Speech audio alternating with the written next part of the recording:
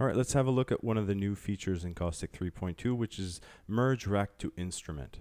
So what this does is it merges as many machines as you can sort of fit on screen and compresses them down, bakes them down if you want, to a one PCM synth preset in the end. So what you could do with that is you can liberate an entire chunk of your rack, although by sacrificing a bit of flexibility on automation and things like that, because everything gets baked into WAV files and then loaded into a PCM synth. But what this lets you do is create really thick, multi-layered instruments that are the equivalent of using 16 machines, but really consume no CPU at all because they've been baked down to WAV files. So let's show what it looks like and you'll get a sense for it.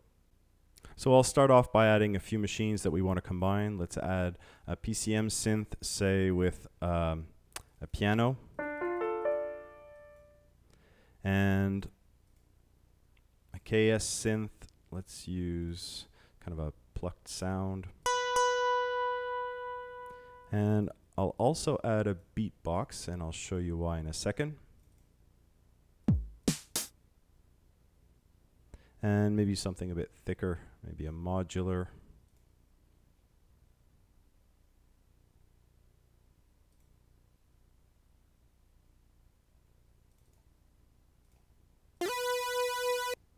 Yep. Okay, so let's go to the merge rack to instrument, and that'll bring up this interface. So it shows us all the machines that are currently in the rack and a little keyboard, and then that lets you play it. So now nothing's working, so I'll just use my MIDI keyboard to preview here. So what you do is you bring in the volume on each one of these instruments. This is effectively a mixer of the sounds you want in your final instrument that's layered in. So we'll use a little bit of piano, and we'll get the percussive attack of the KS synth. So you can see it's sending the same note to all the instruments here.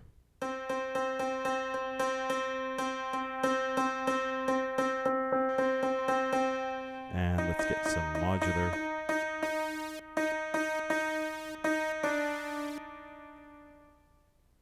Now I can still make adjustments. If you minimize this, you'll still get to your rack. I'll just change this to have a little bit of a release. Yeah, and then go back. You can still add machines at this point if you want, like you've got full control still. Okay, so let's say that's the instrument I want to export.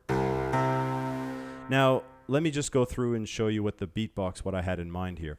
So you've noticed there's a keyboard icon and a note icon. So by default, everything is in keyboard mode, and that means that any key pressed during the export process will send that key to the machine. Now, for machines like the beatbox, well, if I go down to octave C3 where the notes are mapped, sorry. So C3 is the kick drum, and then now when I change notes, it actually changes samples. So maybe that's what you want, but you'll only get 8 notes that actually have samples on them. What I might want to do is just get the attack out of this kick drum and then send it to all the notes. So what I would do is, okay, so my kick drum is on C3. I'll press this one, and it says press a keyboard note, so I'll do C3. And now, every time I play a note, it's going to send that note to all these synth, except the beatbox. That one will always get C3. So then I can adjust my mix there. I just want a little bit of a punch from that.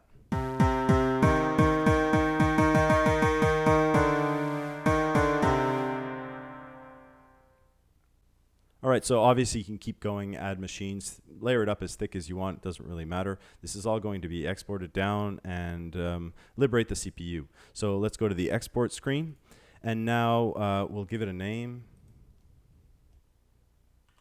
Doesn't matter. And now we're going to have to set note velocity because it's going to be sending a particular note velocity to all the synths. So some synths are sensitive to velocity, so let's just pick 100% for now. And then we'll this will export a series of WAV files. So we can specify, you know, if we don't want to use the notes that are at the low end, we can save a bit of memory by not exporting those. So what I can do right now is just have a quick preview of what's going to be exported.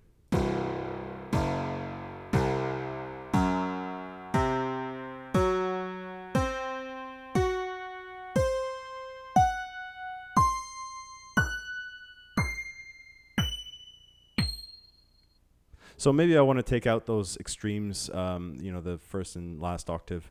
And then let's just have a look at this. So the SawSynth had a sustained note. So all the other instruments were using kind of one-shot notes. But if I hold the note, that SawSynth is, the modular is still playing. So what we can do is when we export it, we can actually add a little bit of hold time to get those instruments, doing their job, or maybe you've got a sample that's playing that you want to keep playing. So you can simulate a certain amount of hold time by playing around with this. So in this case, I'll just leave it off to nothing, and that's just the equivalent of just tapping the key and letting go.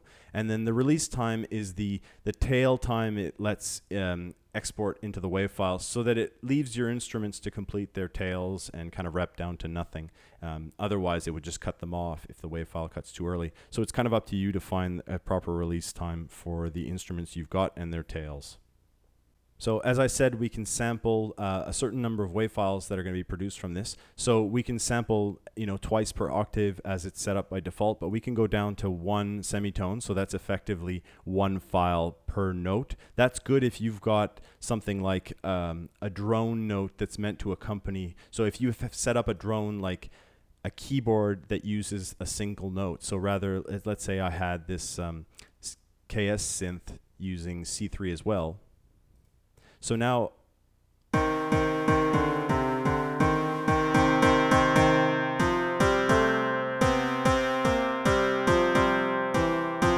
so this KS synth is now just playing C3 for all notes. So if I were to export it at every 6 semitones, well, that C3 on the drone would actually be pitched up as the PCM synth will play the file, so it'll sound funny. If you've got drone notes, you do have to export at every semitone. But otherwise, if you're just using even percussive sounds, you can still get away with saving a bit of memory. Because right now we're looking at exporting 10 megs for this at every semitone. But let's just set that back to keyboard and go back to maybe every 3 semitones. So that's still a pretty big file. We can trim it off by removing some of the release time. Anyway, so let's see what we've got now.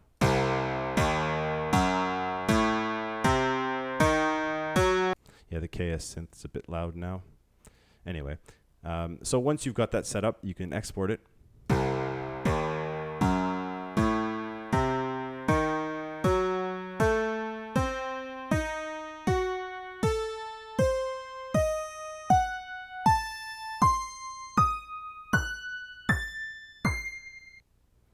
All right, so that's done. We can close that. Now you can keep your setup if you want to make changes to it, but I'm just going to nuke it for now. Start a new song, load up a PCM synth, and we'll go find that new preset we made.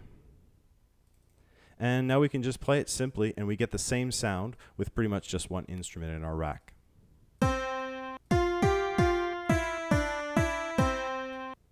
So there you go. That's a great little tool to really create some really thick layered sounds and then use them in your song. So it's sort of a cheater's way of getting more instruments squeezed in, and that way you're not maxing out your CPU on stuff that never changes. So if you've got instruments that are always used, triggered together either from the same track or through machine input, well, this is a great way of baking those down, saving a bit of CPU and freeing it up for other things.